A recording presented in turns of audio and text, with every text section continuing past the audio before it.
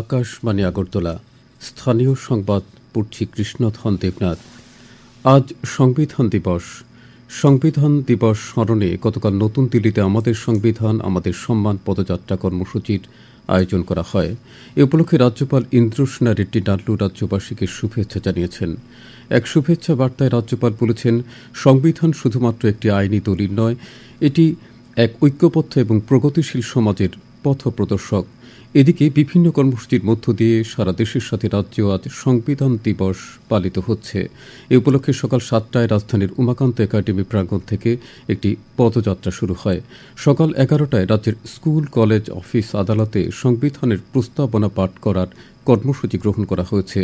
রাজ্যের আইন সচিব সঞ্জয় ভট্টাচার্য জানিয়েছেন, ভারতের সংবিধান গৃহীত হওয়ার ৭৫তম বছর উদযাপনের অঙ্গ হিসেবে কেন্দ্রীয় সরকারের পক্ষ থেকে রাজ্য সরকারকে নির্দেশিকা দেওয়া হয়েছে। আগামী ৩০শে নভেম্বরের মধ্যে রাজ্যের বিভিন্ন দপ্তর সংবিধান দিবস পালনে তাদের নিজস্ব কর্মসূচি প্রস্তুত করে রাজ্য আইন দপ্তরের কাছে পাঠাবে। প্রধানমন্ত্রী নরেন্দ্র মোদী গতকাল জোর দিয়ে বলেছেন, ভারত তার ভবিষ্যৎ বৃদ্ধিতে সমবায়ের বিশাল ভূমিকা দেখতে পাচ্ছে। গতকাল নতুন দিল্লিতে ভারত মণ্ডপমে আন্তর্জাতিক সমবায় জোটের বৈশ্বিক সমবায় সম্মেলনের উদ্বোধন করে প্রধানমন্ত্রী কথা বলেন। তিনি বলেন, সমবায় ভারতের সংস্কৃতির ভিত্তি, এটি একটি মডেল নয়। আন্তর্জাতিক সমবায় জোটের ১৩০ বছরের ইতিহাসে প্রথমবারের মতো ভারতে এই সম্মেলন এবং সাধারণ পরিষদের আয়োজন করা হচ্ছে। এই অনুষ্ঠানে প্রায় ৩,০০০ দেশি বিদেশি প্রতিনিধি উপস্থিত থাকবেন বলে আশা করা হচ্ছে। সংসদের শীতকালীন অধিবেশন গতকাল থেকে শুরু হয়েছে। এই অধিবেশন চলবে আগামী ২০শে ডিসেম্বর পর্যন্ত। ওয়াকফ সংশোধনী বিল সহ ১৬টি বিল সংসদে আলোচনার জন্য উত্থাপিত হবার কথা রয়েছে। একটি নির্দিষ্ট ব্যবসায়ী গোষ্ঠীর বিরুদ্ধে ঘুষের অভিযোগ এবং অন্যান্য বিষয়ে হই হট্টগোলের মধ্যে সংসদের উভয় কক্ষই গতকাল দিনের জন্য মুলতবি করা হয়। অধিবেশনের শুরুতে লোকসভার ২ সদ্য প্রয়াত সদস্য বসন্ত রাও চেবন এবং শেখ নুরুল ইসলামকে শ্রদ্ধা জানানো হয়। অন্যদিকে রাজ্যসভাতেও ৬ জন প্রয়াত প্রাক্তন সদস্যকে শ্রদ্ধা জানানো হয়। এদিকে আজ সংবিধান দিবস থাকায় সংসদের অধিবেশন বসছে না। আগরতলা স্থলবন্দরে ল্যান্ডপোর্ট ম্যানেজমেন্ট সিস্টেম চালু হচ্ছে আজ বিকেলে। এর উদ্বোধনী অনুষ্ঠানে উপস্থিত থাকবেন ভারতীয় স্থলবন্দর কর্তৃপক্ষের চেয়ারম্যান আদিত্য মিশ্র। এদিকে আজ সকাল 10টায় ভারতীয় স্থলবন্দর কর্তৃপক্ষের উদ্যোগে সাব্রুম স্থলবন্দরে সেতু নির্মাণ, সাব্রুম স্থলবন্দরের মাধ্যমে বাণিজ্য সংযোগ শীর্ষক এক সম্মেলন অনুষ্ঠিত হবে। গুয়াহাটির কাস্টমস অ্যান্ড ইনডাইরেক্ট ট্যাক্সের প্রধান কমিশনার শৈলেন্দ্র কুমার সিনহা এবং বর্ডার সিকিউরিটি ফোর্সের ইস্টার্ন কমান্ডের অতিরিক্ত মহানির্দেশক রবি গান্ধী সহ বিভিন্ন ব্যক্তিগণ এই সম্মেলনে উপস্থিত থাকবেন।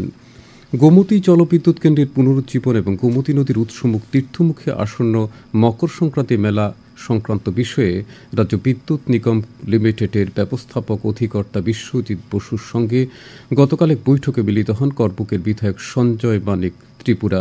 এই বৈঠকে নিগম অধিকর্তা জানান, খুব শীঘ্রই এনএইচপিসির বিশেষজ্ঞ দল এই জলবিদ্যুৎ কেন্দ্র পরিদর্শন করবেন এবং কিভাবে এর পুনরুজ্জীবনের মাধ্যমে সর্বোচ্চ বিদ্যুৎ উৎপাদন করা যায় সে বিষয়ে মতামত প্রদান করবেন।